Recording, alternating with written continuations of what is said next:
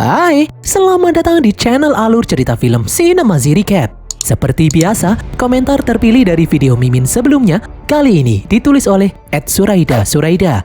Dia menulis, dengar suara Mimin aja enak, apalagi orangnya pasti ganteng. Oh jelas, banyak yang bilang kalau Mimin itu mirip Brad Pitt. Alur cerita film yang akan Mimin bawakan kali ini berjudul The Calculator yang rilis pada tahun 2014 lalu. Film ini bercerita tentang sekelompok napi yang dilepaskan ke alam bebas yang penuh dengan monster-monster berbahaya. Mampukah mereka bertahan hidup? Film ini dibintangi oleh Yevgeny Mironov, Vinnie Jones, dan Anna Chipovskaya. Langsung saja kita masuk ke dalam alur cerita film The Calculator. Semoga.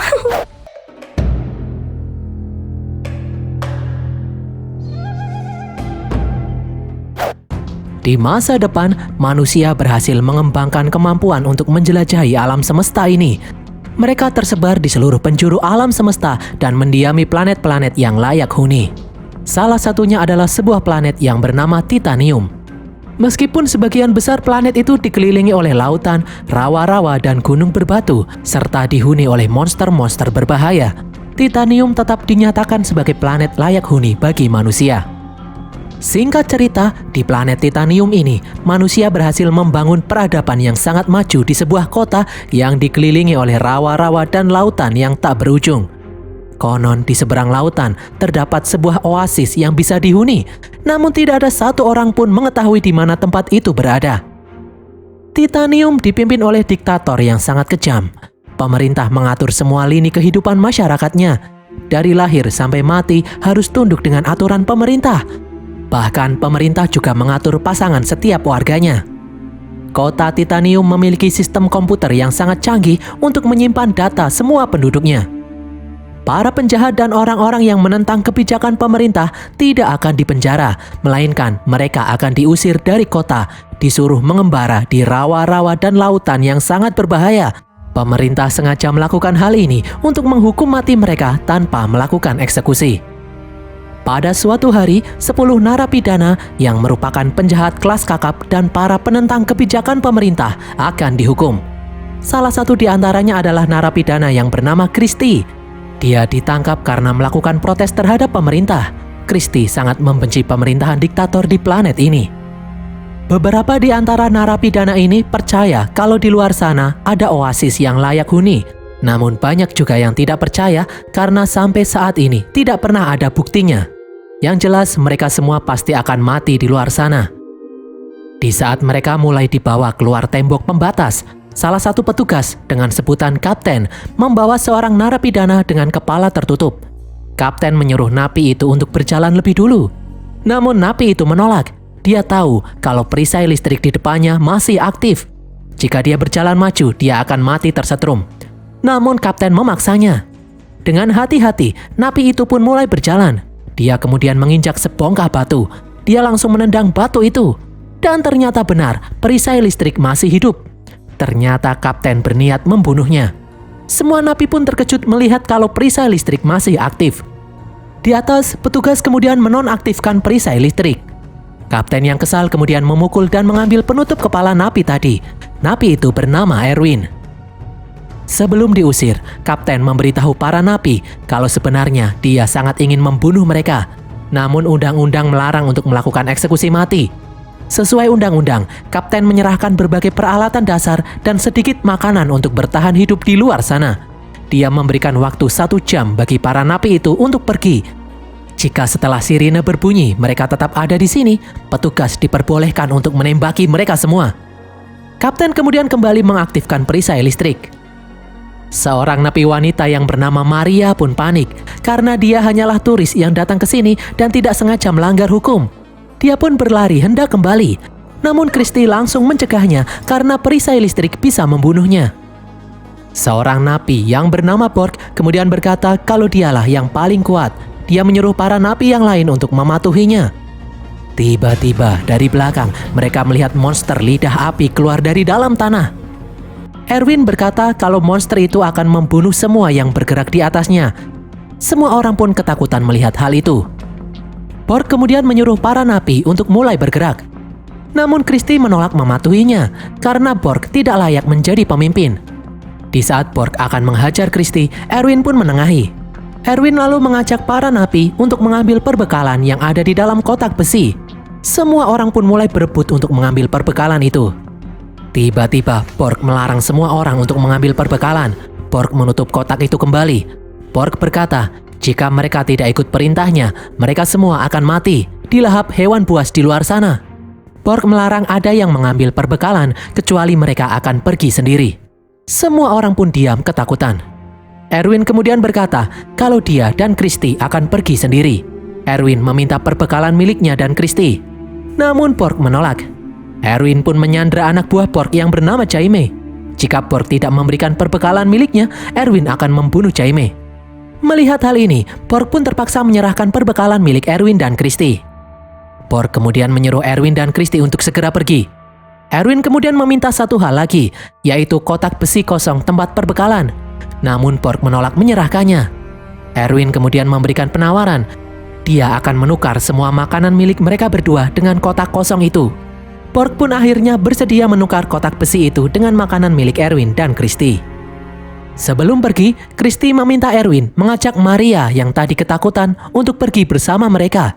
Namun Erwin menolak, karena jika mereka pergi bertiga, salah satu di antara mereka akan mati. Namun Christy tetap bersikeras. Erwin pun berkata, jika Christy ingin menolong Maria, maka Erwin terpaksa akan pergi sendiri. Christy pun akhirnya bersedia ikut dengan Erwin meninggalkan yang lainnya. Christy dan Erwin mulai berjalan menelusuri rawa-rawa sambil menarik kotak besi. Beberapa saat kemudian, seorang napi wanita yang bernama Leila datang menyusul Erwin. Dia ingin ikut pergi bersama Erwin, namun Erwin dengan tegas menolaknya.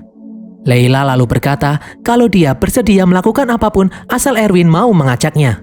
Namun Erwin tetap menyuruh Leila untuk pergi. Tiba-tiba dari belakang mereka ditembaki oleh petugas. Erwin dan Christy pun langsung berlindung di balik batu. Erwin lalu melihat kalau petugas tidak menembaki Leila. Erwin pun sadar kalau petugas hanya mengincar dirinya. Erwin kemudian mengajak Christy pergi sambil merangkak untuk menghindari tembakan. Erwin menyuruh Christy tidak usah khawatir, mereka berdua akan selamat karena dia tahu di mana lokasi oasis yang ada di seberang lautan itu berada. Mendengar hal ini, Christy sebenarnya tidak sepenuhnya percaya dengan perkataan Erwin, namun dia tidak punya pilihan lain lagi. Erwin kemudian memberitahu Christy kalau saat ini mereka sudah aman karena mereka sudah sampai di wilayah yang dipenuhi oleh medan elektromagnet. Senjata laser petugas tidak akan berfungsi di tempat ini. Dari jauh, Erwin melihat Pork dan rombongan mengikuti jejaknya. Christy kemudian bertanya, bagaimana jika oasis itu hanya dongeng belaka? Erwin pun menjawab kalau dia yakin tempat itu ada. Erwin pun mengingatkan Christy tentang kejadian sebelumnya. Kenapa petugas ingin membunuhnya? Karena petugas itu tahu kalau Erwin pasti akan berhasil selamat. Namun jika Christy masih meragukannya, Erwin mempersilahkan Christy untuk ikut rombongan Pork saja. Christy pun terdiam. Mereka berdua lalu kembali berjalan menyusuri bebatuan yang terjal. Di dalam markas militer, Kapten ditelepon oleh Presiden. Presiden menyuruh Kapten terus mengawasi Erwin jangan sampai kehilangan jejaknya. Kapten pun berkata kalau dia telah menyisipkan satu mata-mata di antara para napi itu. Keesokan harinya, di saat Christy sedang membasuh diri dengan air yang mengalir, dari belakang, Erwin melihat ular listrik hendak menyerang Christy.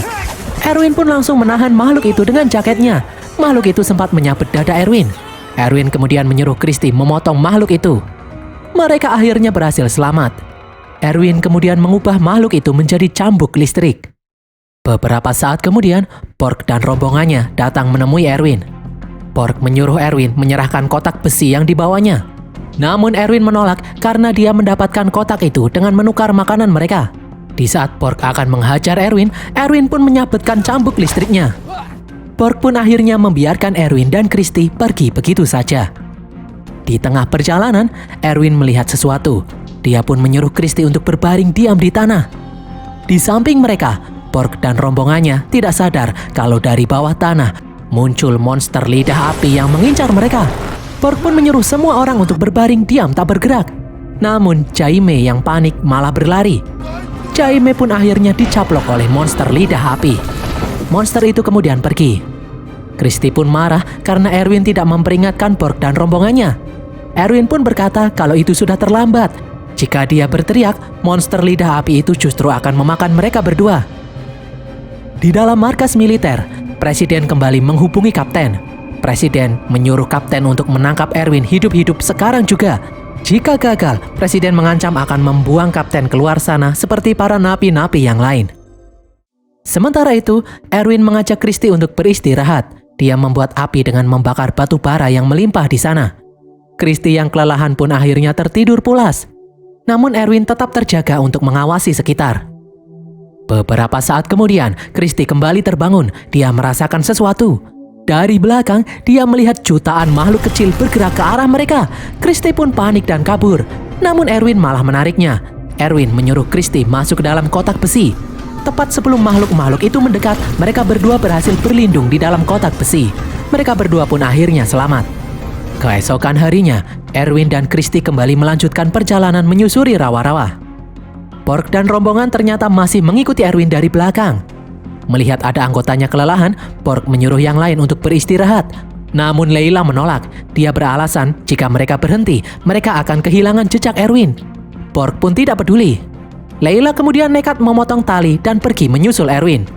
Pork yang marah berusaha menghentikan Layla, namun dia malah terperosok ke dalam pasir hisap. Pork pun meminta bantuan yang lainnya. Namun Layla malah menyuruh yang lain untuk meninggalkan Pork. Layla memberitahu kalau Erwin adalah mantan penasehat presiden. Dia tahu semua hal tentang planet ini. Mereka akan selamat jika mengikuti Erwin. Semua orang pun pergi meninggalkan Pork. Satu orang napi yang bernama Ian merasa kasihan. Dia pun akhirnya menolong Pork. Malam harinya, saat sedang memakan siput hitam untuk makan malam, Christy bertanya masa lalu Erwin. Erwin pun memberitahu kalau dia adalah mantan penasehat presiden. Christy pun tertawa. Dia tidak percaya karena dia tidak pernah mendengar nama Erwin sebelumnya. Erwin pun bercerita kalau dia ditangkap dan dihukum karena berusaha membocorkan rahasia negara. Erwin melakukan itu karena dia muak. Erwin ingin menghancurkan sistem pemerintahan diktator ini. Erwin kemudian bercerita sebelum dihukum, dia sempat memasukkan virus ke dalam sistem komputer utama pemerintah yang bisa menghancurkan semua data milik pemerintahan diktator ini. Dan hanya Erwin sendirilah satu-satunya orang yang bisa menghilangkan virus itu. Di dalam markas militer, virus yang diciptakan Erwin mulai mengganggu kinerja komputer pemerintahan. Keesokan harinya, Layla melihat ada orang di depannya. Dia mengira itu adalah Erwin.